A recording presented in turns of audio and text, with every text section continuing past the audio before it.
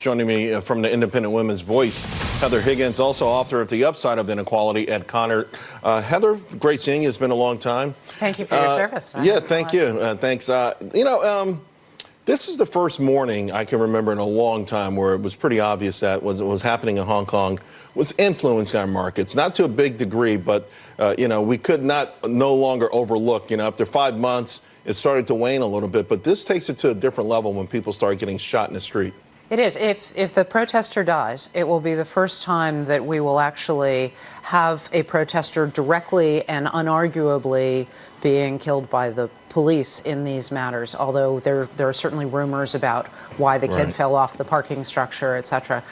Christine Lam is increasingly understood to be just a puppet of the Chinese. She's assumed dictatorial powers now. There are rumors of every possible stripe and speculations going on in Hong Kong from what our sources are telling us, including that they think that, in fact, the government may be behind exacerbating the tensions with the rioters so that they can put off these November 24th elections, which are heretofore have been really controlled by Beijing-friendly candidates who've had the money. But the concern is that actually pro-democracy candidates may start taking over. So there's some thought that the government may want to have an excuse to delay the elections. Well, and to that point, Carrie Lam, many are saying, if you listen closely, and again, to your point, Heather, that she's being just simply a proxy for Beijing, is now opening the door to a lot more violence, that they have been waiting for this moment to happen, waiting for instance, a protester to be doused and set on fire by perhaps other protesters, that these images of violence have been what they've been waiting for to finally, to put this, to end this protest. This I would think, has to end violently, and it has to end some way. I don't see how it ends any other way. I think that's where it's heading. I do think, though, it has a small impact on the financial markets, much bigger foreign policy issues than this. If it were to end violently, though, in the midst of these trade negotiations, certainly it would have an impact on that.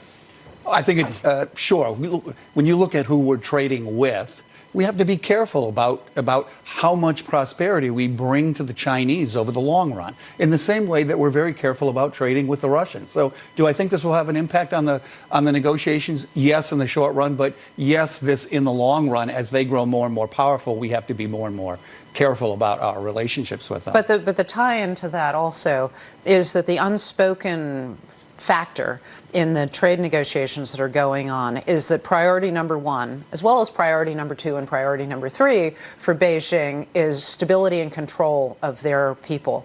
So Trump has been sort of remarkably quiet about what's been going on in Hong Kong. If Trump wants to turn on the heat on the Chinese if they're not coming to the table on a trade deal, all he has to do is start tweeting about what's going on in Hong Kong. Sure, there's absolutely no doubt about that. And I think the White House has been, deliberately diplomatic and restrained. Right. But the world is watching, and we do know that if it gets any more violent than this, there's no way the American public probably would accept a deal with a very violent Beijing. Certainly not with the one we saw in Tiananmen Square.